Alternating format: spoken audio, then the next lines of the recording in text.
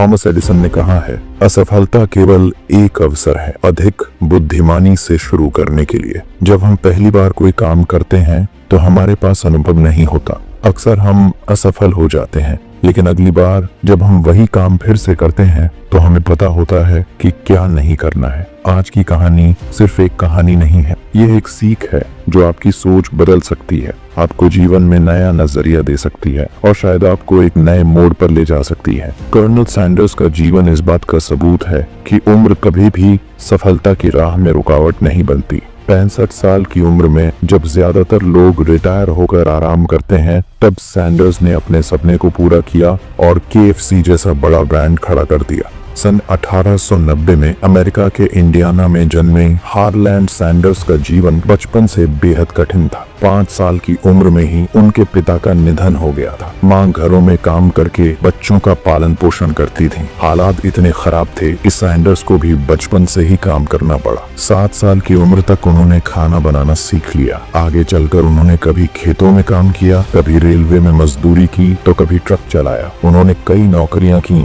लेकिन किसी में ज्यादा सफलता नहीं मिली। 40 साल की उम्र में सैंडर्स ने एक छोटा सा रेस्टोरेंट खोला। वहाँ उन्होंने अपनी खास चिकन रेसिपी लोगों को परोसनी शुरू की। धीरे धीरे लोगों को उनकी चिकन रेसिपी पसंद आने लगी और लोग दीवाने होते गए। लेकिन एक दिन हाईवे का रूट बदल दिया गया, जिससे उनका रेस्टोरेंट बंद हो गया। अब उनके पास सिर्फ $105 बचे थे। 65 साल की उम्र में जब लोग रिटायर हो जाते हैं, तब सैंडर्स ने अपने करियर की एक नई शुरुआत की। वे अपनी चिकन रेसिपी लेकर अलग अलग रेस्टोरेंट्स में गए, लेकिन 1009 बार उन्हें रिजेक्ट कर दिया गया। फिर भी उन्होंने हार नहीं मानी और आखिरकार एक रेस्टोरेंट ने उनकी रेसिपी को अपनाया। सन 1952 में उन्होंने केंटकी फ्राइड चिकन यानी KFC की शुरुआत की। उनका अनोखा मसाला और चिकन फ्राई करने का तरीका लोगों को इतना पसंद आया कि KFC तेजी से फैलने लगा। कुछ ही सालों में KFC की कई ब्रांचेस खुल गईं। कर्नल सैंडर्स का चेहरा ही KFC का ब्रांड बन गया। उनका सफेद सूट, सफेद बाल, सफेद दाढ़ी और काली बोट टाई एक आइकॉनिक पहचान बन गई। आज 150 से ज्यादा देशों में KFC के 27,000 से ज्यादा